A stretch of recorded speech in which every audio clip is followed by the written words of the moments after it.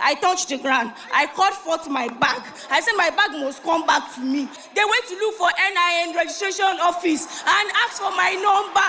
And they called me to come and collect my bag. Everything was intact. My phone, everything. This is raw faith in action. This is how to live, how to live, how to live. Praise the Lord, church. My name is Babatunde Bolu Atufe. So I have two testimonies, and I'll start with the first one. On Monday, December 1st, I was going to Gwagwalada Teaching Hospital. I entered a cab, and as I got to the junction, I highlighted from the cab. I had forgotten that I kept my backpack, which contains my iPad, my gadgets, and my other stuff. So I kept it in the boot of the car. And then immediately I came down, I went to buy water. I forgot my bag. I didn't know what happened. I forgot my bag. On my way to the hospital, I remember then I turned back and I was looking for the cab driver. I searched everywhere. I couldn't find him. I was so depressed because October 2023, I lost my phone. November 2024, I lost my phone. Then December 1st, 2025, my iPad and everything again lost. So I went home. When I got home, I collected my friend's phone and I started searching. Testimony about missing items, Dunamis Church. Then I clicked on the first one that I saw. It was an older woman. She said she lost her purse at the park. And then she started singing the song, When You Are There, When You Are There. And then she later found it. Somebody found it and called her.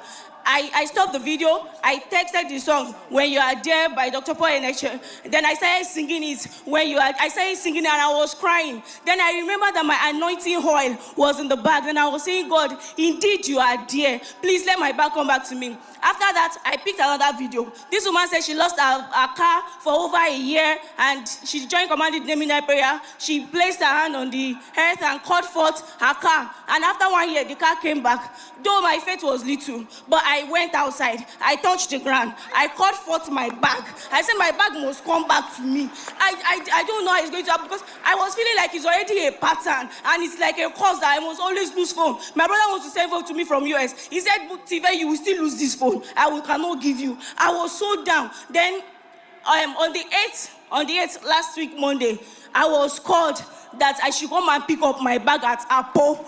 I was surprised. How did they get my number? Then I took a bike straight to Apple. When I got there, I met the Hausa guys. They are like 9. They said they've been waiting for me to call my phone. I said the SIM inside the phone is not good. It will not connect. They said they have been charging that phone every day. And when they did not see me, they searched my bag and found my NIN. They went to look for NIN registration office and asked for my number. And they called me to come and collect my bag. Everything was intact. My phone, everything. In fact, they were living in the garage and they took the bag. They were keeping it in the shop, locking it up every day so that it will not go missing. I just want to return all the glory to God. Hey! This is raw faith in action. This is how to live, how to live, how to live. Raw faith. Upon Mount Zion there is deliverance, and the sons of Jacob shall possess their possession. He said, from the days of John the Baptist till now, the kingdom suffer violence, and the violent take it by force. Whenever you are challenged, charge up your faith. Charge up your faith to take charge. You don't go about crying and whipping up sentiments. We don't get results by sentiments. We get results by faith. She charged up. She listened. What? Videos. She watched videos. Videos of testimonies. Videos of from Dunamis Church.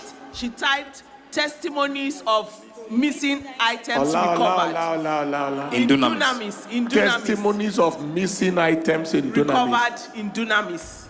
And then she watched the first video. She did as the woman did. She declared that she sang the song When You Are There. Yeah. She Googled the lyrics of the song and then sang the song. And then saw the other testimony where the car returned after 1 year. Yes. As she placed the hand on the ground. So she went outside and placed her hand on the ground and commanded her bag to come. And she said her anointing oil was in the bag. So indeed, God is in the bag. So when you are there, God is in the bag. She must recover the bag.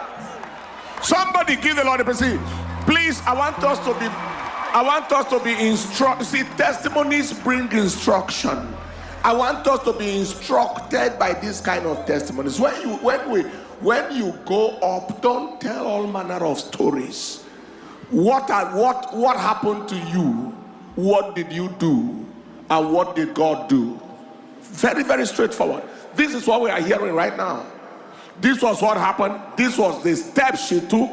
She refused for it to go. That is how to. God is no respecter of persons. He is a respecter of his word. If you will stand on his word, you are not permitted to sink. If you will stand on his word, God will be faithful to his word. I speak to somebody here, whether it's in the area of your health or in the area of your resources or your career or your destiny, any area where you are challenged right now, I decree that God will give you your testimony in the name of Jesus. In the name of Jesus. Give the Lord a big clap of hand. After this, we'll have to celebrate. Please be seated. To my second testimony. The first time I came to Dunamis Church, I had just moved to Abuja from my NYC. And my uncle brought me here to see one of the biggest churches in Abuja. At that time, I had the wrong mindset about big churches because of the large congregation. So I didn't come back until my younger sister visited me in Abuja. And I thought to bring her to church for the same reason, just to see how big and beautiful the church is. I never knew that they would mark a turning point in my life.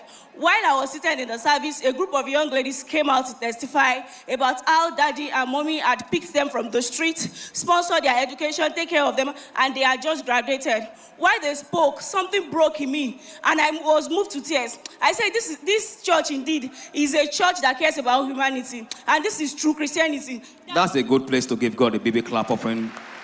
That day, my mindset changed totally, and I knew I had encountered love in its purest form. I also realized that it's not about the size of the church. Even in a big church, you can find family love and purpose. So I started following Dunamis services, both online and physically. And during this period, I have had several life transforming testimony aside spirituals about daddy and mommy's humanitarian services, sponsoring people's education, and building houses for people, the food bank, and all. Just last Sunday, another one happened. And all this inspires me greatly. It gladdens my heart to be in church. In fact, sometimes I used to see mommy, after testimony, she would give people, bless people with packages, and all of this, I would just be smiling that, this is a church that somebody should be. So after that time, I decided to make Dr. Mrs. Becky my role model, because I see now the kind of woman that I want to become. I have always had the heart for people.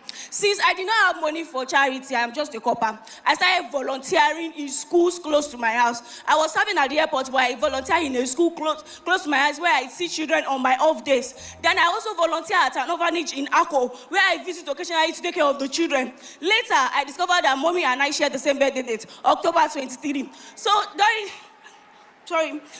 We shared the same birthday date, and I believe it was not coincidence, it's divine alignment. This is the kind of life that I want to live to. So then our life gave me the courage. I believed in myself, and I started a foundation which I called Peculiar Heart Initiative. So with this foundation, we reach out to people and we just serve humanity, spreading the love of Christ. For this year, my birthday, I decided to organize outreach, 2 projects.